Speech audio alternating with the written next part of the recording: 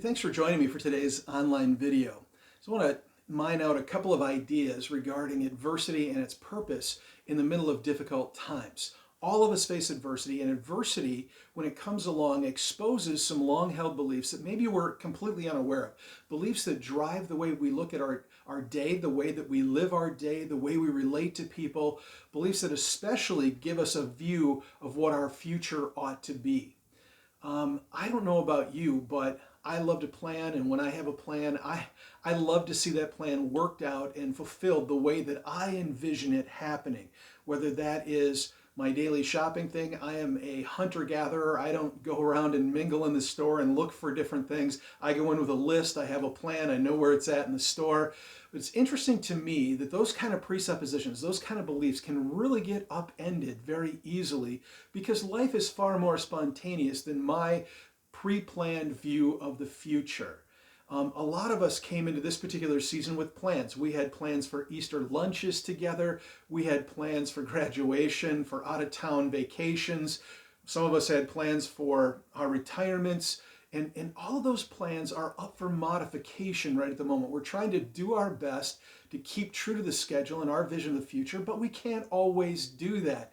And so our presuppositions, our beliefs about our future existence have been upended by this adversity, and it's exposing what our beliefs were about our preferred future.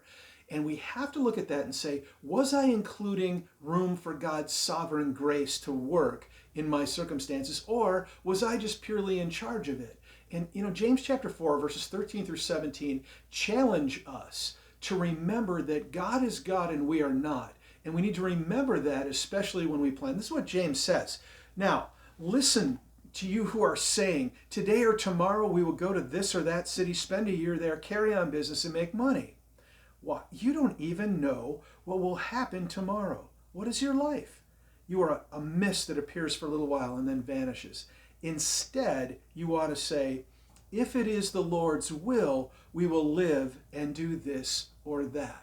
There's even a tendency among Christians to not want to utilize the term, if it is the Lord's will, because some have touted that as a sign of weak faith or no faith at all. But James says, when you're planning, you need to leave room for God's sovereign grace and God's sovereign action so that you are submitted to Him and so that your plans can align very easily or very readily with what God desires.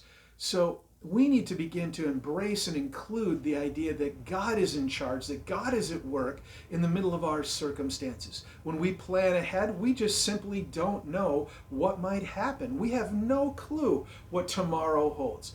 Should we have a plan? Absolutely. Read the book of Proverbs. You can't help but see that the authors of the Proverbs said, you need to have a strategic plan. You need to invite wise people into your planning. Go ahead and plan. But don't fail to leave room for God's sovereign activity. If He's Lord, then we should say, Lord, if it is your will, I will do this and that. It's not a statement that lends itself to chaos. It's not a statement that is escapism. It's not a statement that says we don't plan. It's a statement that says, I plan with the Lord in mind. I'm leaving room for Him. So as you reflect back on the last several weeks and you look and say, man, my plans have been disrupted. All of these ideas that I had are having to be modified. It's grieving, it's disappointing, no doubt. I feel disappointment from some of the things that we're missing this week and next week in our lives. But we have to look at it and say, what was God trying to do and what will God do with that time that we had originally planned? So invite God in. Make your plans with the idea that the Lord is in charge. If the Lord wills, we will do this or we will do that. Embrace submission to Him and give Him room to operate in your daily planning. God is God, we are not. He should be part of our plans, and we should allow ourselves enough room for Him to spontaneously move us in His direction so that His love, His light, and His purposes can flow through us. Be blessed, my friends.